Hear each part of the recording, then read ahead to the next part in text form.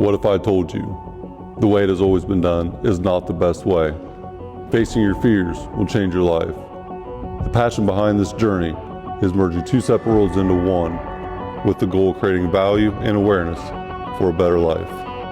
I'd rather be sidelined trying to achieve greatness than watch greatness achieved and it only set on the sideline. Now introducing your host, Jacob Emery. This episode of the Iron and Infrastructure Podcast is brought to you by Unlocking Greatness with Jacob Emery, a coaching community built for those ready to become the strongest version of themselves.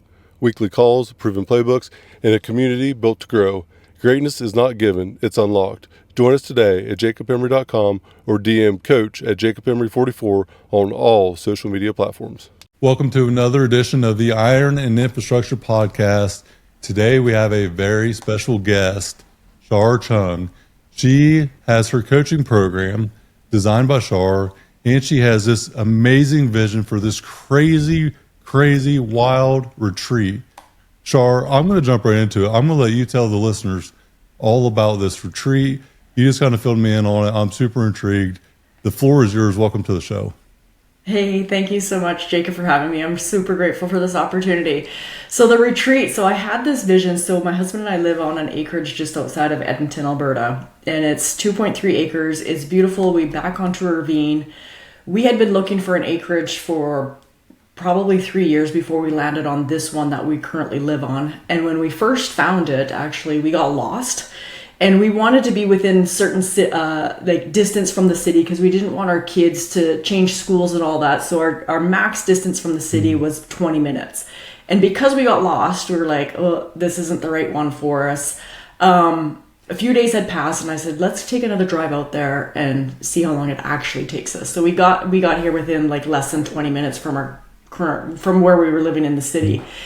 And it was a diamond in the rough. It hadn't been lived in 2 years, so we did a major renovation on it, and we now love this space, and it is so beautiful. It is so peaceful. I'm a farm girl at heart. I grew up in a small town, rural Alberta, and so I had always wanted to find, outside of the city, but still kind of close to the city, because I still think I'm a city girl. I like the city amenities, but want the peace. And so when we found this, originally we were going to build my husband's parents like an in-law suite on the property because they're getting older.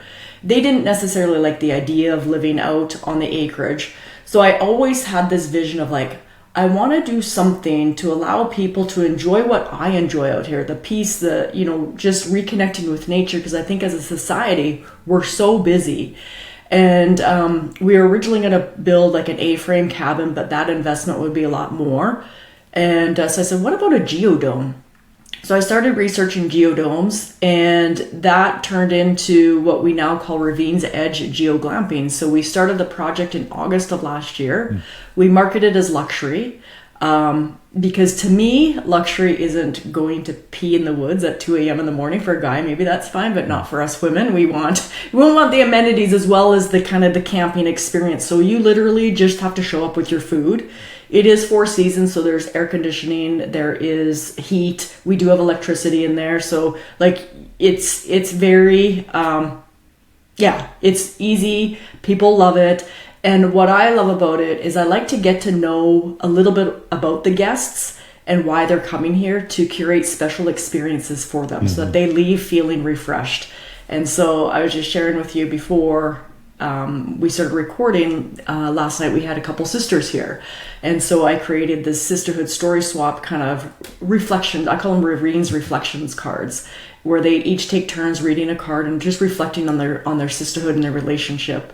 And that alone just brings them closer and reconnects. And it's just, it's been such an amazing experience that now I'm just I want to do this on a larger scale. So it's been so much fun curating these experiences and everything.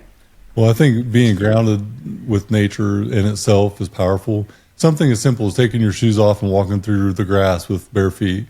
Something that basic and simple in life can really be powerful. Also disconnecting from anything that has a screen. Just being present in the moment is something that, even for myself, is something that gets to be difficult sometimes. We're in a very fast-paced world, and entrepreneurship, time waits for nobody. but taking a minute just to be present. And I always reference being present as a gift, and I think that's why they call gifts presents, because truly being present in that moment is something very powerful.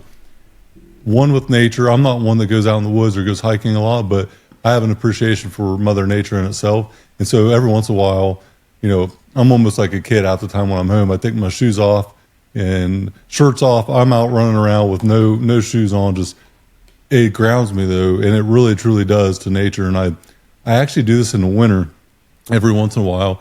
When I get done working out, I'll actually go barefoot and I'll walk outside in the really cold weather. And it also kind of resets my central nervous system. And I don't remember the data behind of it. I used to do it a lot a few years ago, and I would be paraphrasing if I was going to talk about the data behind of it. But it truly reset my CNS, and it grounded me like back to reality. And with that retreat, it's hard for that disconnection to actually happen.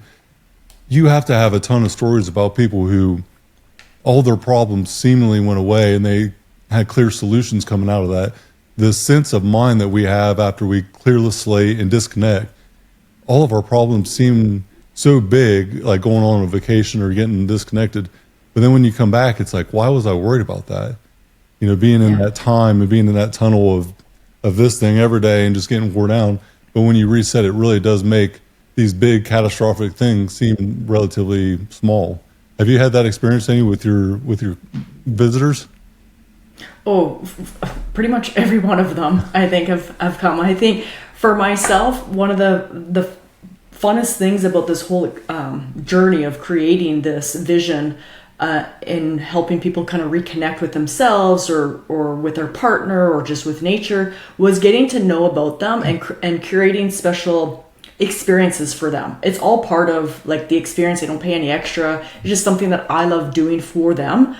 And the second best thing, Jacob, is hearing the reviews of like, this was the best experience ever. Like you blew me, like went above and beyond their expectations. Like I've always been a high achiever. And so, if you're expecting this in your experience, I'm going to bring it up to here because I truly want people to leave feeling reconnected. So the first thing that I love about building this business with curating those experiences for them, the second best thing is reviewing their reviews in the guest book of how their experience kind of elevated them or reconnected them as a couple as well. We've had couples that, were having some marital issues. And so, I put together some cards for them to read through about, remembering why you guys were together and just little things like that. And it's just, I think just the little touches go a long way for people because sometimes they just don't do it themselves.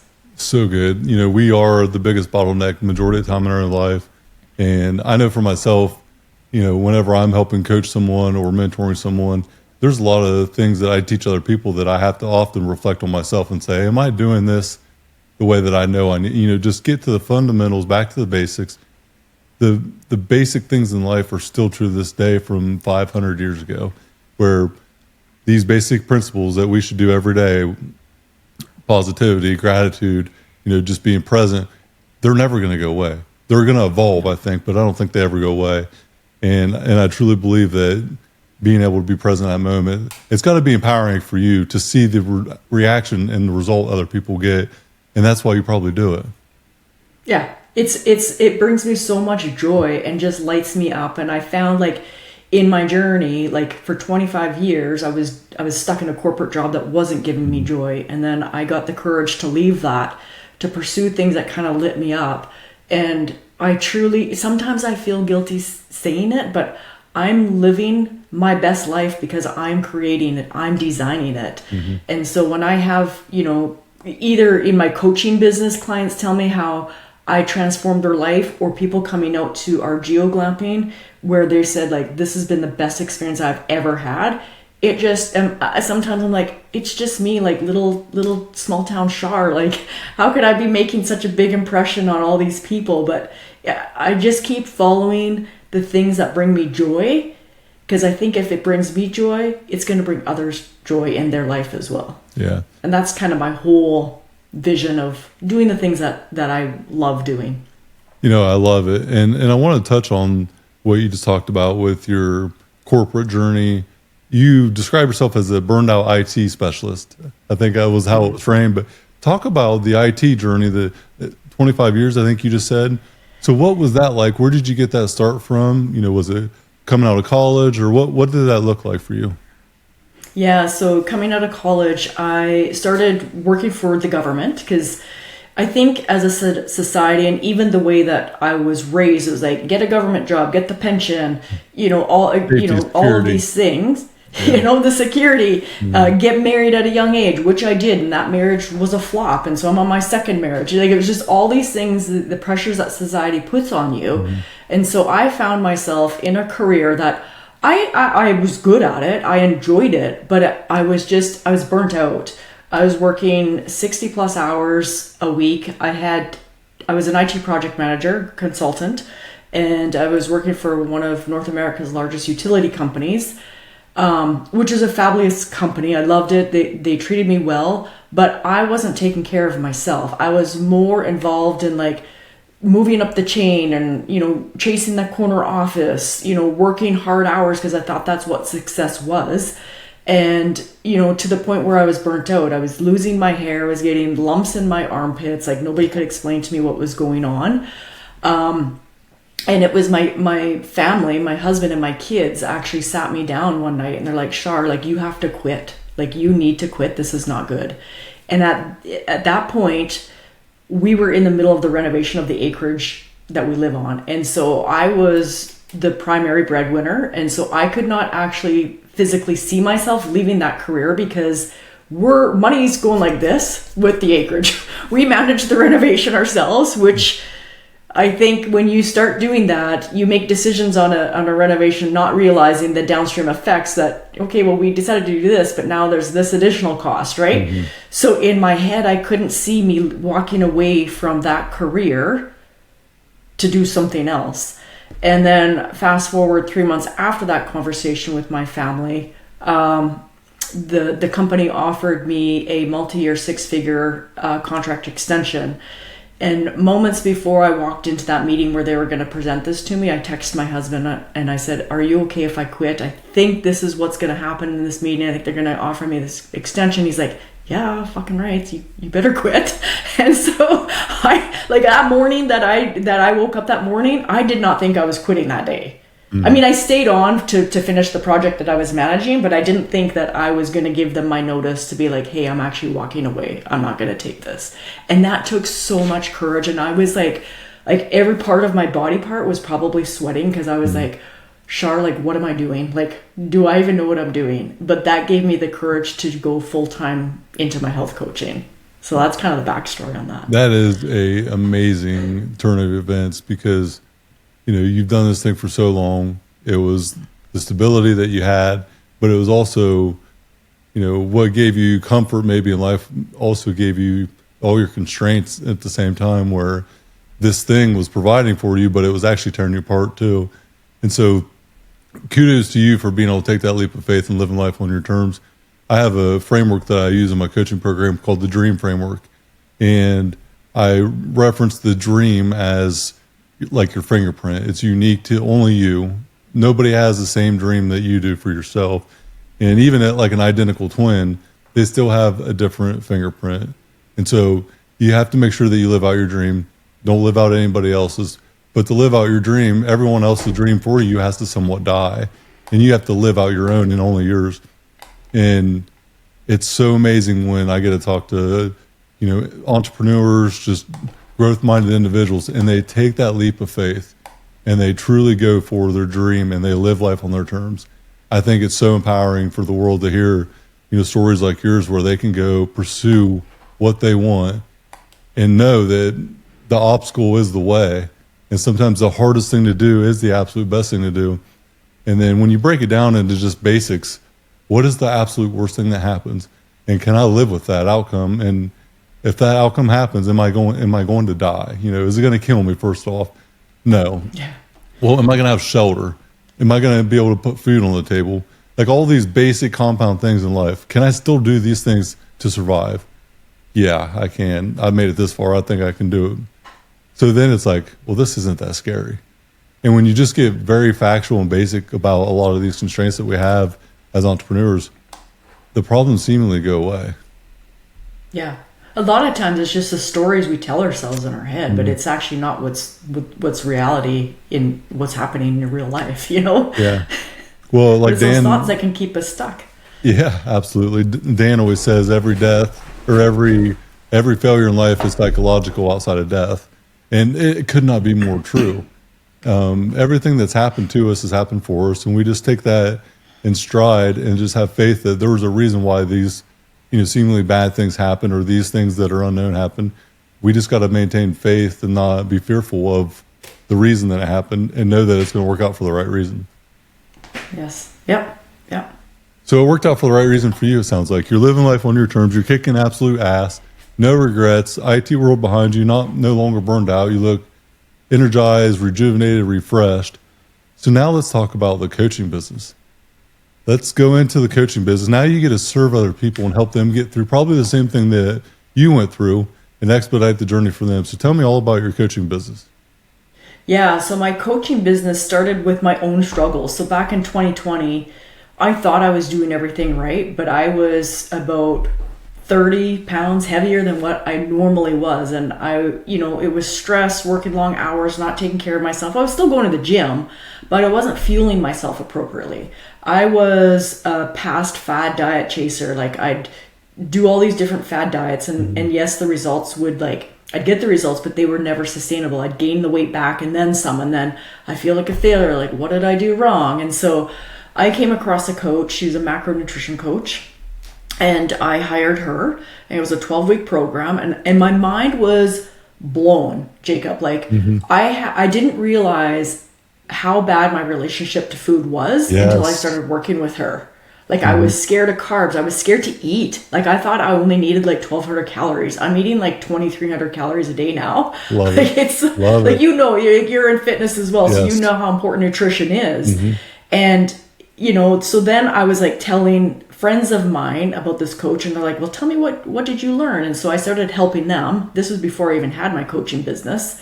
And then they were getting results. And then somebody said, well, why don't you do this for fun? Or not for fun, but as a job. I'm like, I could never be a coach. I don't think I could do that, And then fast forward to when I left my corporate, I was like, I'm going to do this. It's fun and I enjoy it. And so I launched a program. Back then it was called Macro Base Camp. I now call it Empowered Macronutrition. And then it was great. I'm not going to lie. When I left corporate, I was making really good money. When I started my coaching business, it was shit, where am I going to get my next client? And so there were months where I would do a launch and nobody would sign up. But I truly believe that if what I went through helped myself, I knew that I could help others, right? So it was getting clear on my message and,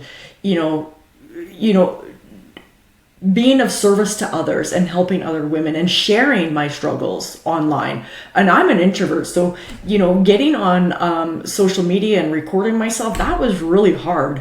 But now I feel like the more I come out of my shell, the more people can relate to me, and if I share my struggles, the more people can relate, be like, yeah, I struggled with that too. And so that kind of kicked off my coaching, my macro coaching for sustainable fat loss. I actually lost 25 pounds. I've maintained that for the very first time in my whole year. And I've actually built a body that I had been chasing for 20 years, but doing it the wrong way. I was doing it by going to the gym more and neglecting my nutrition, where it literally all starts with a solid foundation in nutrition. But so many women neglect the nutrition. They just think, oh, I need to go to the gym more. I need to do more cardio or all this. But that's completely opposite. So it's really about building the basic habits that you need, starting with nutrition first. So crucial. It is so crucial. The Iron and Infrastructure podcast that I came up with was because of the iron built my personal and professional infrastructure. I grew up overweight. I grew up fat. I was bullied because of it. I was picked on. And I had turned to iron, lifting weights at 13 to 15 years old out of pain, out of insecurity. And so the two biggest fears I had in my life up until just a few years ago even were being shirtless in front of other people. Believe that or not, being shirtless in front of other people terrified me. And then being in the spotlight. So right now, what I'm doing, on this podcast is facing one of my biggest fears. This is something I do almost daily now, it's not a fear anymore. But it was one of my biggest insecurities and fears, and that's probably why I'm doing this as we speak. But the other one, taking my shirt off in front of people, I had no confidence. I was insecure because I was overweight, and I got made fun of for it. And I believed the noise of the outside. And the reality is, sure, I was fucking fat. That was my reality. And it wasn't anybody else's fault but mine. Even the kids that were, being assholes to me, it's not their fault. It was mine because they were just telling me the truth, even if the way they did it was wrong. Yeah. So I had to realize that at an early age. It was the best thing that ever happened to me. I am so grateful for all the memories now because they happened for me to become the person I am today. And I have no hard feelings about it. And I'm thankful that all these things happened. And I've realized throughout my life over the last 20 years, just say since I was a teenager, everything that I've went through has built me today. And it's happened for me to give me the opportunity to become as strong as I am today. But for me, it started with not knowing what to do. I just knew that if I lifted these weights and picked them up and put them down, I would get a little bit stronger. And then I started on the dieting side. 20 years ago, I was reading muscle magazines because it was before social media really took off. And the internet was really like a big thing. And so it was like, okay, I just know I can do this and get a little bit more. I'm just going to do this every day until it gets to the point I want. And 20 years later, I know I'm going to do it the rest of my life. But it created this foundation for me. And I've just been so curious my whole life. So I didn't understand something, so I had to figure out why. And I tracked macros for 3 or 4 years. I had every Fitbit, Apple Watch. I tracked my calories burned, my steps. I mean, I've done just about everything you can imagine. Blood work every quarter. I'm pretty dialed in now, where now it's a lifestyle. It's a thinkless process for me. I eat what I need to eat. I don't have to really track unless I'm trying to dial in something. But I relatively maintain my physique all the time now, and I ramp up or slow down a little bit my training, or change my training, dynamic depending on the season. But I got it dialed in now. And I think the biggest misconception that people have is I have to eat less and burn more all the time to get the body I want. But what do you do when you strip down a bunch of fat and there's nothing there? You have to build a foundation of density through building muscle. And I love to see that strength training was mentioned in there, and you're eating a lot of food. You have to treat yourself like a thoroughbred racehorse. You got to get stronger, and you got to fuel yourself to do so. You got to recover. The training part of getting fit is one small portion of it, because if you don't fuel yourself to be able to train right, then it's all for naught. And you actually, recovery is when you grow. So if you're not recovering enough and you're not feeding yourself enough, the training ground is just a place of pain and frustration. All the other things got to happen too for that to be true in the training ground. Yeah. And so I love your message there. I think it's absolutely empowering. And for women specifically, have you noticed a big transformation in just the industry and the narrative being out there about no more longer do you need to be a cardio queen and just go do all this cardio, but you got to get stronger? It's coming. It's slow, but it is coming.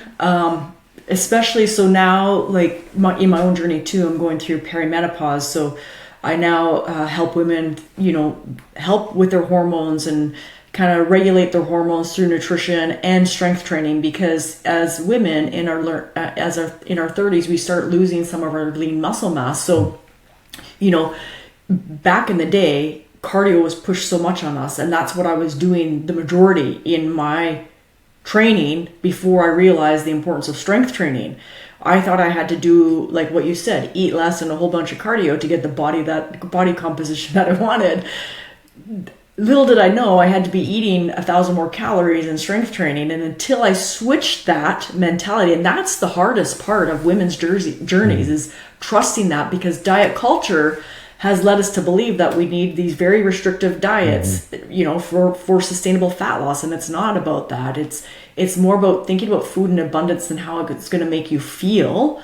And in my programs, yes, we do track the food, but I used to run my program as 3 months. And what I found is that you're not going to build the sustainable foundational habits in 3 months. No. And I truly care about these women. And so I changed it to, a 1-year transformation program with a minimum 6-month commitment. And even then, most of my clients end up working with me for a full year. Some have been with me for 2 years.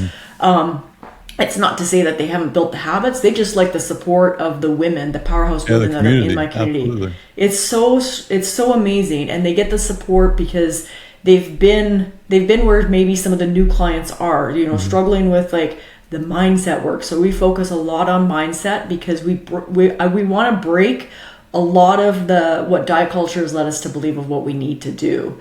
So, there's a lot of mindset work in the program as well that we do. But overall, strength training is so important to build the muscle on our bodies, but more importantly is fueling yourself, right? It's very hard to be, a lot of my clients come to me for fat loss and they want to get toned.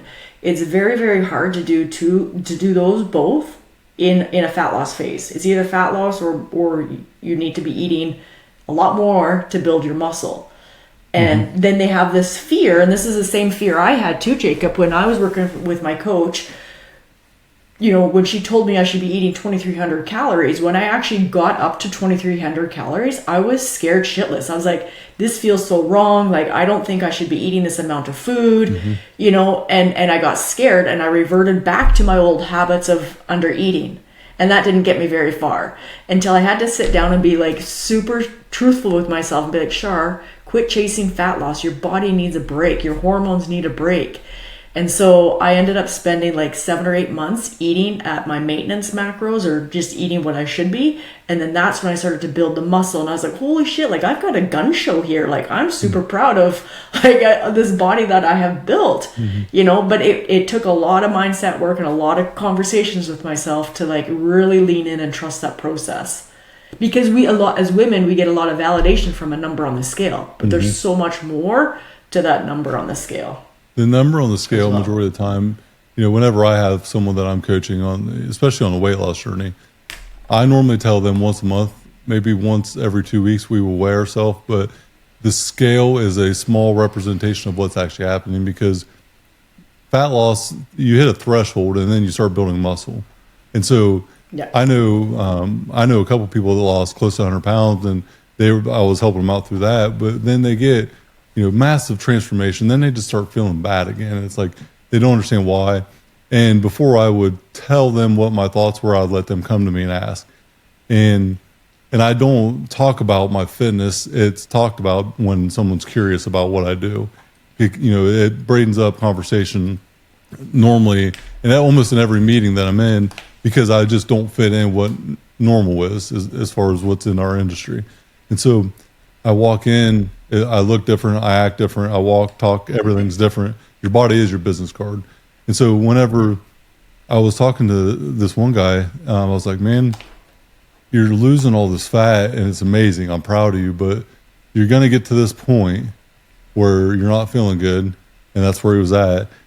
I was like, what are you stripping down? I was like, you're stripping down this big frame and you have nothing under, you got to build a foundation. And the one thing that is so misconceived by a lot of people was the amount of calorie burn that you actually have when you lift weights. You lift weights and your body's always looking to be fed. That's why you eat more, to feed your body, to fuel yourself, to prepare for the next workout. Our bodies are adaptation machines. They're survival creatures. So to survive the next workout, you got to feed yourself. That's why your metabolism, gets boosted and it's thriving for more satiating food. And so when you do cardio, you burn more in that hour of cardio than you do lifting weights, but over 24-hour time span, it's not remotely close. And so your body is trying to build this dense layer that you don't have with the food. And whenever people talk about being toned or losing fat, I'm just trying to explain to a lot of people, like, how long have you spent building a dense layer underneath that? Because you can strip down fat and have nothing underneath of it, and then you're just going to be skinny fat. And that is the most agonizing thing I can think of, to go through all that work, burn out your metabolism completely, and then have nothing to show for it but a smaller version of yourself previously. Yeah, that's where I was. I was that skinny fat for years, right? And now I have the toned body and the muscle that I had been chasing for so long because I did it the right way. But I didn't know that until yeah, I went through it myself. I love it. And so like even for myself, I look like I have a six pack almost all the time, and I might not be a very low body fat percentage, but because of the density of my muscle, it showcases differently than what it would have had I not had that. So like I learned that real early. Like I always, the group of guys I train with at the old school gym here in Columbus, Ohio area, we call it a brick check. Like every day, it's like a brick check, just sort of a check on if you're doing what you need to do. And I could be 7% body fat, I could be 12% body fat, and I still have what looks to be a six pack because of the density of the muscle.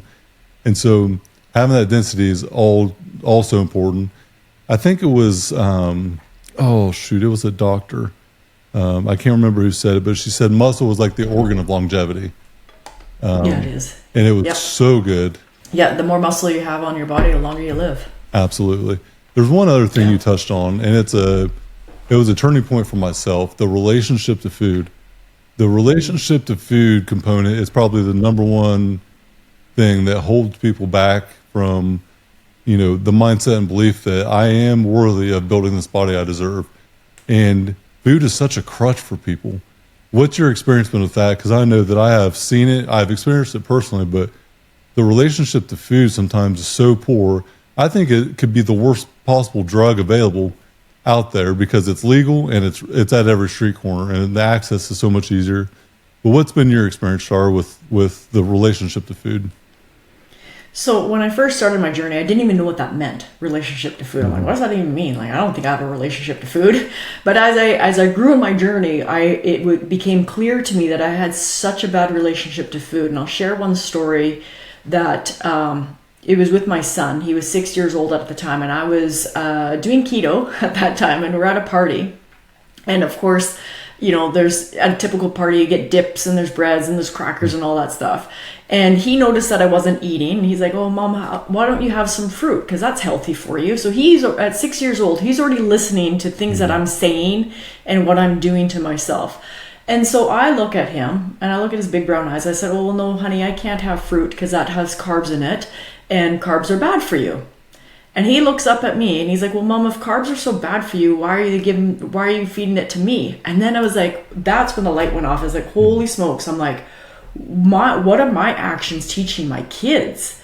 So although like when I hired my coach, it was initially for fat loss, I knew that there was a lot more work that I needed to do because of the actions that my kids were seeing me do. And so I wanted to build a life of longevity. I didn't want my kids to go through the same struggles with food like I did. Whereas I make fancy birthday cakes for my kids, but I would never have a piece because I thought it was bad for me, right? Or if I did have a piece, I would punish myself the next day at the gym by doing extra cardio. I was so addicted to my Fitbit. Like if I would look up that piece of cake and if it said it was like 300 calories, I would then go to the gym and burn an extra 300 calories on the spin bike to make up for the decision of having the freaking piece of birthday cake. And understanding macros really gave me that food freedom because birthday cake, all it is some carbs and fat, and there will be some protein in there because there's probably an egg thrown in there. That's all it is. Yeah. Is it going to make me feel my best? Probably not, but there's literally nothing wrong with having a piece of freaking birthday cake. Enjoy it, build it into your day. And so what I teach my clients I take them through a whole journey where we track it's a strategy to help you learn about the macronutrition in the foods that you enjoy. But I don't want you to track for your lifetime because that seems very restrictive to me. So it's used as a strategy, and then we go towards more intuitive eating to take what you've learned through your months of tracking to go to more intuitive eating. So similar to you, like I don't track when I'm in my maintenance. I know how much food I need to eat. I did have to recently increase my food intake because I'm training for a triathlon. And I want to make sure that I'm fueling myself appropriately, where I would have never looked at that before. So relationship to food is huge for all of my clients. Getting over that guilty feeling if we have pizza or if we have a cheeseburger or, I had one client, she was so scared of carbs And I said, well, what kind of carbs do you enjoy? Like that you feel are bad for you? She's like, you know what? There's this bakery in Edmonton. They make this best bread. I said, okay, well, I want you to go to this bakery. I want you to buy 2 loaves of this bread, throw one in the freezer, and have like your toast every single morning, you know, but pair some protein with it. And she did it. She's like, oh my gosh. She's like, I can't believe it. She's like, I had it and I feel so much better now. I'm actually enjoying foods that I was so scared of before because of diet culture. So relationship to food is kind of breaking those thoughts, those, you know, we remove labels from food as good or bad or healthy or unhealthy, and just how does it make you feel?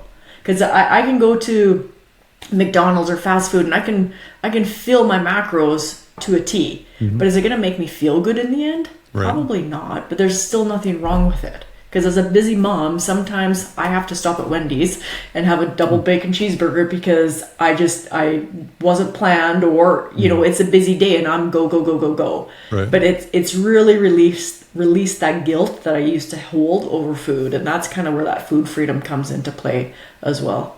The learning curve of that person that's shredded, that's ripped, that's in shape, they're not actually restricted. They're living life on their terms a lot of the time. You know, like looking at a health figure as a person who competes at a high level, that person on stage competing at, you know, for men, 3 to 5% body fat, there are so many things that are not even readily available to normal humans that they do or take or are about. They're not healthy either. Majority of competitors are at a very dysfunctional level to get that lean, and it's for a very short time. Now, they have a purpose for it. They are willing to sacrifice some short-term health for long-term goals, and a lot of them have their own set of issues, you know, afterward, and it's not a lifestyle. That's lived well, I don't think, for a lot of people that are never understanding the reality. It becomes an addiction like anything else.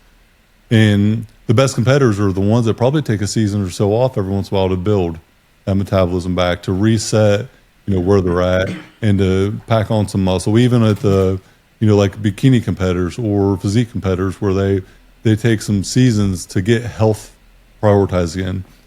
But the relationship to food for me was realizing that I can actually eat whatever I want, and when I feel good, I'm going to want to eat what makes me feel good. And I know the side effects of eating something bad. So I had a two-lane situation where the first one was the macros. I learned what I could eat, how I could eat, but then I had bloating, I had indigestion, like gut issues. My gut health was off, and I went through this journey of not understanding why. So I did the elimination diet. I went through all these different things and I couldn't figure out. And finally, I went and got blood allergy testing done. So I had a bunch of food allergies, one being gluten and the other being eggs. And I would eat a bagel and cream cheese with like 6 to 8 eggs every morning. So no shit. Yeah, I'm not going to feel good by lunch. I haven't felt good all day. That's probably a big reason why. So once I learned the part of the food allergies, I was blown away at the difference. And so like pepper was another one. I don't get seasoning on anything. Pepper is like the worst trigger for me. And once I realized what them were, my life forever changed, because now I know I can feel myself doing this and I feel amazing doing it. I have no more like bloating. I have no more gut issues to the extent I would. And I felt like freedom finally hit me at that point, because all the pain that I was trying to overcome, I thought I was in the best shape of my life because of my relationship to food being good, but then I didn't have a full scale of reality about what I was allergic to, what I should or shouldn't eat. And once I figured it out, Shar, my life changed forever. And people are like, how do you eat the same thing all the time? How do you eat red meat and rice with butter and salt in it for breakfast? I'm like, it's just another meal to me. I fuel my body with what I need to perform well and to feel good. And because I love myself now, not because I hate myself, because a lot of the time the relationship to food is more about tormenting ourselves because we hate who we are, we hate how we look, and we think that we are going to get better by doing this torturous thing. But in all reality, once we begin to love who we are, we start feeding it appropriately, and that's when the transformation for me happened. Yeah. And paying attention, I think with my clients, I say, pay attention to how the food makes you feel, Yes. right? And your energy levels. So I had a client, she's in a fat loss phase, and she's getting to the point where a little bit of diet fatigue, the tracking is getting a little too much. And she had a week where she was feeling her macros was maybe some, not the best choices. She was having some candy and some sugary treats. And then at her check-in, she's like, I feel really guilty that I did this. I said, don't feel guilty. I said, this is all a learning experience. Now you know how those choices made you feel. There's nothing wrong with them, but now you know, and you can make a better choice this coming week. It's an awareness journey, and then, making the best choices for you and how you want, like not forgetting that vision of why you're doing this work as well. So it's such a rewarding experience when you see those clients make those breakthroughs and just becoming better versions of themselves. And they're just thinking about food differently than how they used to, as opposed to just picking up random things to eat. They're actually thinking about it and how it's going to make them feel and fuel and get them through the day, right? So powerful. And I tell you what, just that understanding and that reality check is one of the most empowering things that can happen, because what you deemed as this horrible thing that's going to restrict you forever becomes a thing that creates a powerful transition for you in life, and then life becomes so much more clear. And not to mention, we could go on for days about the side effect benefits of cognitive function, your sleep, how it affects your mood. I mean, everything is directly correlated to physical and mental input and output. So what you put in is what you're going to put out. And if you consume garbage, you're going to put garbage out in the world. And knowing what makes you feel good and how you operate good, it's absolutely life-changing. Yeah. I used to be not a heavy drinker, but we used to drink a lot more than what I do now. And just a few nights ago, my husband and I opened up a bottle of wine, and we're sitting out on our patio, and we're just enjoying it. We ended up finishing the bottle, but the next morning I woke up, I had such brain fog. I had a shitty sleep and the brain fog. So I was like, oh yeah, now I know what alcohol does to me, So it's just like this realization that, hey, do I actually need this in my life? And making changes to support how I want to live and feel, right? Absolutely. It's huge. Yeah, I think one of the funniest things I find funny anyways is people have this misconception of how I eat and what I eat, because a lot of times I will be out and they're like, oh my gosh, you're eating that, or you eat so much. I'm like, yeah, I know how to fuel myself. Or we like camping with friends, and they're like, I can't believe you're having carbs. I didn't think you ate carbs. I'm like, oh no, I eat a lot of carbs actually. They're like, really? You eat carbs and you look like that? I'm like, yeah, it's about fueling yourself the right way and a strategy. And as women, as we approach perimenopause, what worked for us in our 20s and 30s might not work for us in menopause and going through perimenopause. So having the right strategy also helps. And more than likely it won't work, correct? Yeah. I mean, your body's changed, your body's adapt, but especially with that much transition, I cannot even fathom what it's like, from, your hormone structure and everything. It's all going to change. So you got to adapt and figure out what works best for you at that point. You do. And believe it or not, 95% of the women I work with are under eating. And 100% of them are coming to me for fat loss. And so I say, and 100% of them are in this perimenopause age. And I said, you're under eating coupled with the hormonal changes that you're going through. I call it the perfect hormonal shitstorm. Your body is just literally trying to survive. It's not even considering fat loss. So let's put the fat loss on the back burner and start focusing on getting your metabolism where it should be and optimizing it by increasing your food intake. And so, the majority of my clients, we start in the recovery where we're just increasing their food intake, focusing on the habits, and guess what starts to happen? They start actually losing the fat the more food that they eat. And it goes against everything that we're taught in diet culture about eating less and working out more. It does. And the beautiful thing about it is when you realize that my body is not losing fat by eating less, it's actually maintaining fat and burning muscle, because muscle is so much more expensive. It's so much harder to maintain muscle than fat. Fat's cheap. It's like bread. It's easy to pick up and maintain.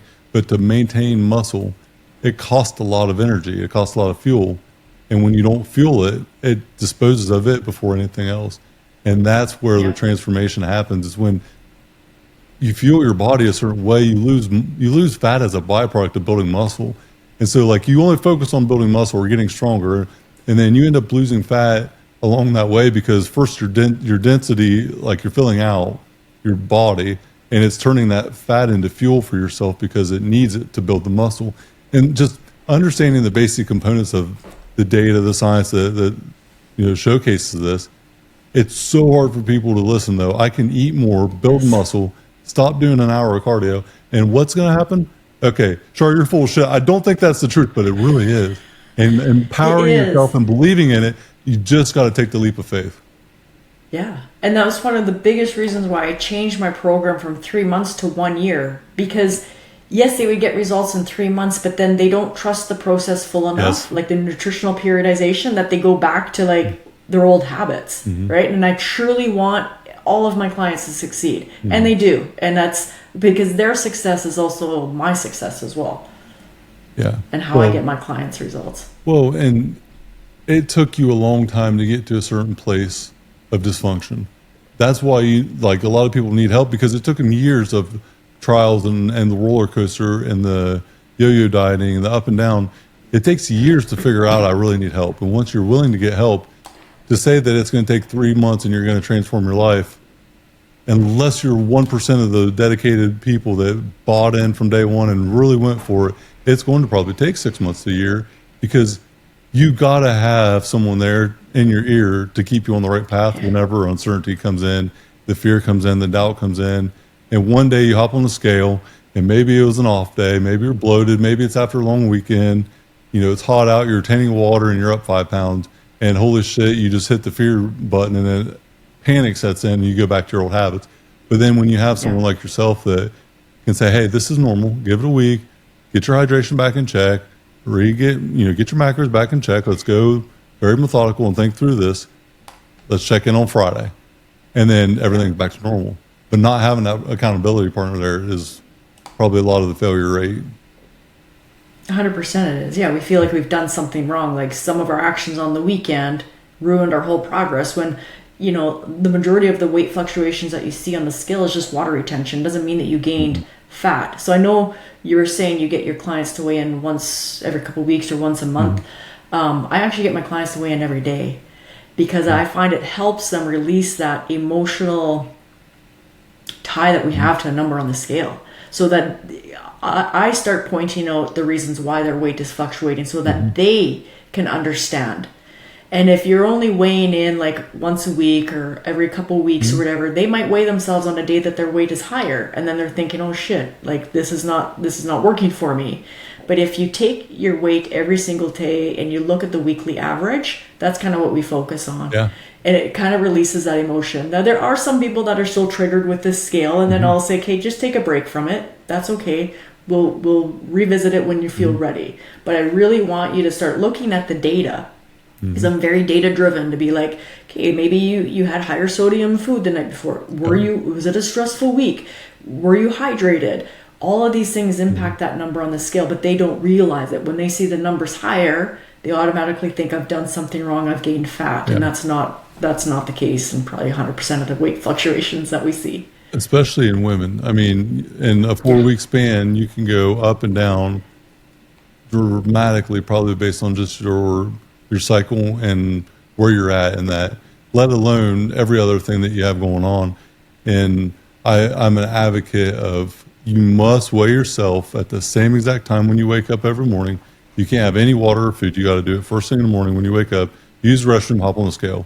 Has to be the same exact time every single time you do it, because anything consumed, any difference in time, any fluctuation can really show a different picture. And if that consistency of timing isn't there, it makes it hard to understand. I could go. I normally walk around at 235 to 240, and I'm 6'3", so if I weigh 232 when I wake up, I could weigh 240 in mid workout, no problem. Yeah. I've consumed half a gallon of water.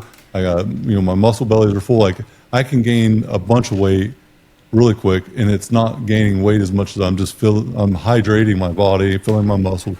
But for men, I don't think it's as dramatic. For women though, 3 or 4 pounds can be catastrophic, and you cannot look at one day. I love how you said the weekly average, because if you look at it one day and you react on that day, you're going to set yourself up for failure. 100%. Yeah, it's a mind fuck. The scale is really a mind fuck for women. Really it truly is.